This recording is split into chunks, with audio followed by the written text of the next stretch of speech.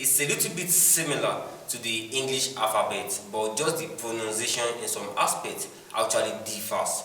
And then we have some sounds, some alphabets in Yoruba language that are not in the English language. And we also have very few sounds in the English language that are not in the Yoruba language. So now going into the alphabet of the Yoruba language. Let me read the alphabet of the Yoruba language. The alphabet of the Yoruba language goes as those: A, B, D, E, F, G, B, I, J, K, L, M, N, O, P, R, S, T, U, W, Y. It's not hard. It's not hard at all. It's not hard at all. Actually, I also didn't learn it in school. It's my mom that taught me most of the Yoruba language that I know. Most of these letters are in English, and most of them actually behave the same way, except from some exceptions. So the first letter we have A, B. That's the same way we have B in English. A, B. But this A is different. The A in English is pronounced as A, but in Yoruba is A, B. The same way in English. D. The same way in English.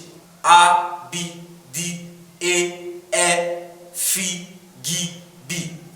A, B, D, A, F, G, B. We didn't have the B in English. We didn't have it in English, but we have it in Yoruba. For example, Pogba. But many people who are familiar with the English Premier League might know a player who plays for Manchester United, whose name is Pogba. So we have B in his name. So that's how we pronounce B in Yoruba. A, B, D, A, F, G, B. E. We have two E in Yoruba. Of course, the first one, E. We don't actually use the first one very well. It was even a little bit very hard for me to find a word that I can use to actually explain the first E, which is the short E that we have. E. It was the second E that we use the most, which is actually written in English as I. That's what we use the most. A, B, D, A, F, G, B. E, G. This J, we pronounce this J as G in Yoruba. G. For example, we have Jigawa. We don't say G-I-J-A-W-A.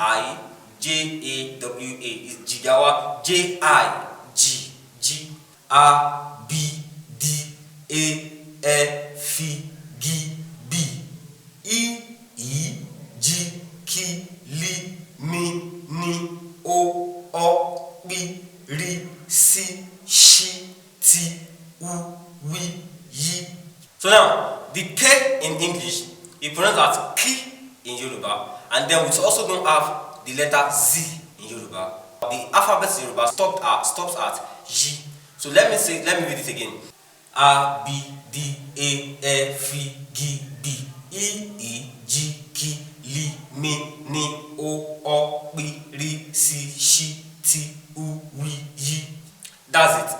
And so now I'll be using these sounds in words right now, just to explain how they behave in a word, so that we can have better understanding. A, Adalada, as an adult.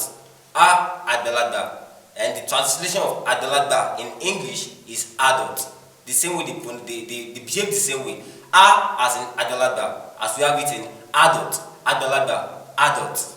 And then B as in Buba, B as in Buba, which also means blouse. B as in Buba, A, B, Buba, as in blouse. B, Buba. Buba in Yoruba means blouse. So it's the same way we have that ba pronounced in Buba, we have it also in English as blouse. It's the same thing. Buba, the same way we have ba as in Buba, and then ba as in blouse. As for example, B as in blouse. So A and ba now, they are sounds in the English language that they behave the same way as they behave in English language. And now A, B, D, we don't have the C in Yoruba. We have D. A, B, D. This D as in dada. Dada in English means dread. They function the same way. D as in dada and D as in dread. So the English of dada is dread. A, B, D, A as in ewe, as we have ewe in Yoruba, there is a word called ewe in Yoruba, and ewe means leaf. Ewe means leaf. But now, if I want to find an English counterpart of how A is being pronounced in English, I will look out. This word I will use is wait. That A. That's how we use to represent A in English. That's how we pronounce the A in the Yoruba language. Wait. A B D A. Then we have as in Egba. Egba in Yoruba means king. In Yoruba, you don't have to joke with an African parent when it comes to the use of Egba, that is the use of king. African parents actually use king very well. But that's on a lighter note. So we have Egba. Egba means king. And then Abda, fi as in Fano means fan. You know, there are some words that are borrowed from the English word, mostly in aspects of technology. We call something borrowed language. Just borrow the language and then break it down, pronounce it the way we want to pronounce it, like using our own alphabetical sound. The English of Fano is fan. So if you want to pronounce fan in Yoruba, it's Fano. But most times there's this ant fan that people use. We call that one Abebe. We just call it Abebe, even Abebe. So you don't need to stress yourself, just practice as you use it, you understand it. Abda, G is G. You know, when you're trying to pronounce the sound of the language, one thing you should actually note the most is the movement of the mouth. If you get the movement of the mouth, you are highly likely to have a very good success rate as learning the language. The movement of the mouth, the movement of the tongue, the roundness of the mouth, of the lips, and everything. Those are things you should note. If you're able to get it very well, you will actually get everything that you want to get. For example, gi. We call this actually a velar sound. We call it a velar sound because the blade of my tongue is touching my velar. We have gi in Yoruba as in ga, and then ga in English means great. Abda, gi. Ga means great. Gi, bi. Oh, that seems powerful, but nothing to be scared of. B, gbado. And then the English of gbado is believe. The English of gbado is believe. You have to believe. You know, one of the gifts of Africa is that, especially even in Yoruba, I'm more conversant with Yoruba, so I can speak for Yoruba, is I believe in God. I believe that things are going to work out, even when things doesn't seem to be working out. So we really believe, we actually believe in God, we believe so much. So gbado, the word like gbado, ireti, which also means hope, actually I think that is actually always not too far-fetched from our dictions. So gbado, as in we have Abda, B, and B is gbado as in believe. But there's no word in English, as I've been using earlier, that I can use to describe B, because English doesn't have B. We also have after the B, A, B, D, A, F, G, B. E, we have the E in the Yoruba language as it's behaved like the silent letter H in English language. It's a short E, and we also have the long E after it. So we have E in Yoruba language as in hale. Hale means to threaten, and then we have it in English. It behaves the same way it behaves in the word heat in English language. And then we also have the word E, which is actually the long E. We also have it as in ireti. Ireti in Yoruba means hope, and then it behaves the same way it behaves in the word ignition in the English language. And then we also have the word G, the letter J that we call a J in English. It is G in Yoruba, and we have this as in jeje, which actually means gently in English. It means gently. A, B, D, A, F, G, B, E, G, ki, which is kilometer. Kilometer is a borrowed word from the English language. So we have kilometer, and then as kilometer in English. That sound, ki, it behaves the same way. And then li, that is additional. Lay means that is, when you talk about lay, when you say lay, that means there has been an addition. And then it behaves in English as we have it in the word leg work. Leg work. So that means it also has an English counterpart. Me. We have me as in musu. Musu means cat in Yoruba. Musu means cat. And then as it also behaves, that me, it also behaves the same way as it behaves in the word mouse in the English language. The white actually care for cats so much, they have it as a pet, but Yoruba doesn't really actually care much about cats like that because of there's a stereotype about cats, because most are in the olden days, many witches actually use cats as their pet, and so many people still fear cats nowadays. So we have me in Yoruba as in musu.